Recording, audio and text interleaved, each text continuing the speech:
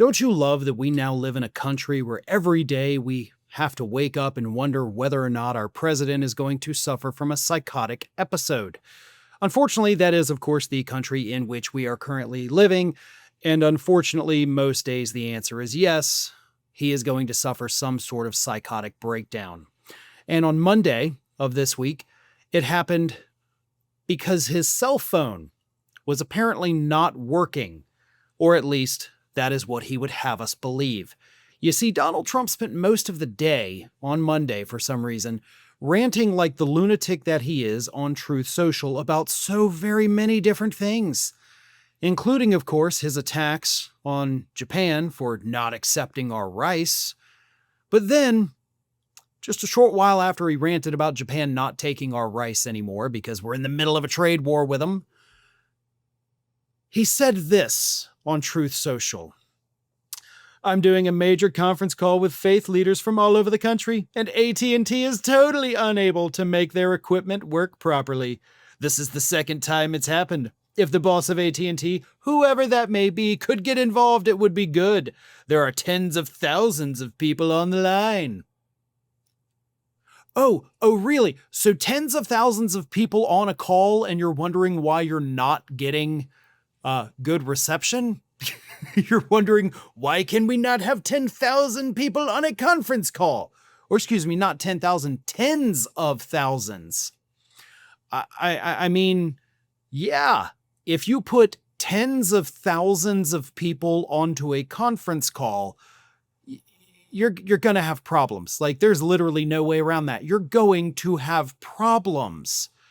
And I love how he's like, whoever the CEO is, you better get on this, as if the CEO of any company knows how to do anything in their companies. Let's be honest about that, folks.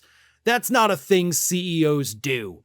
You think the CEO of AT&T saw that post on Truth Social and immediately said, get the bucket truck, guys, I'm going up the tower? No, that didn't happen. But it's also nice to know that the President of the United States, who is clearly mentally unwell, is basically taking out his customer service frustrations on the entire country. You know, pulled a real Karen move there, Donald.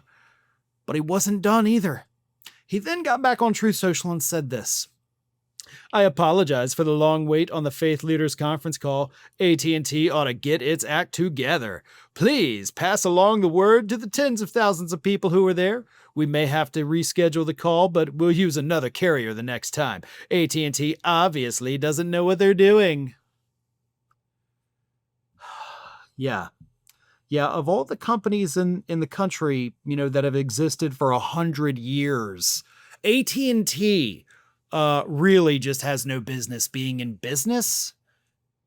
I mean, that in and of itself is just a dumb thought to have. Listen, I have AT&T cell phone service. I'm not trying to butter them up, but I am saying that AT&T has been around basically since the invention of the phone, gobbling up other companies here and there and basically becoming a giant monopoly. But nevertheless, they know what they're doing.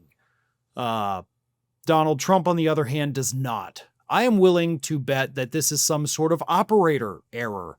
Perhaps you had your phone muted. Perhaps they, on the other end, had you muted. We don't know what exactly it is, but I can promise you this. The CEO of AT&T did not fix the problem because that's not something a CEO knows how to do. They should. You should be able to work your way up and become a CEO, but that's a conversation for another day.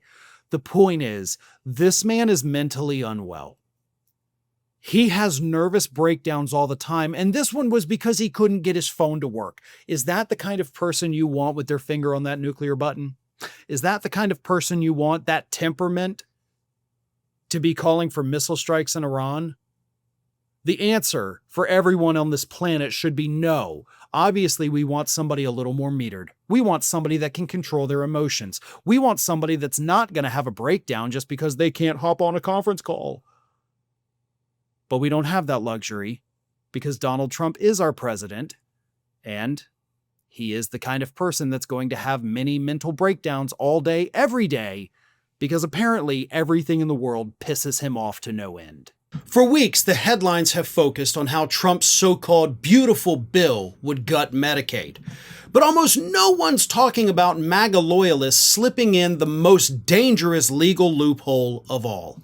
Go to ground.news/ROF to see how they're trying to block federal judges from enforcing court orders against the executive branch unless you pay a bond first. Highly credible sources warn most Americans can't actually afford to do that, so if this bill passes and Trump violates the law, it wouldn't matter. This is the GOP's flood the zone playbook in action. Create chaos up top with Medicaid cuts and immigration panic so the real authoritarian moves fly under the radar. And it's exactly why I think Ground News is the best tool to expose these blind spots before it's too late. My partners have built the only app and website pulling in news from across the globe, then breaking down each source's bias, credibility, and the news the right tries to bury. And considering most people take the first headline they see as fact, if you're reading the news somewhere else, their browser extension will actually flag the source's bias and link other credible reports so you can verify the information. Ground News is a better version of how we're already staying informed. So I got my viewers 40% off the same unlimited access Vantage plan that I've been using.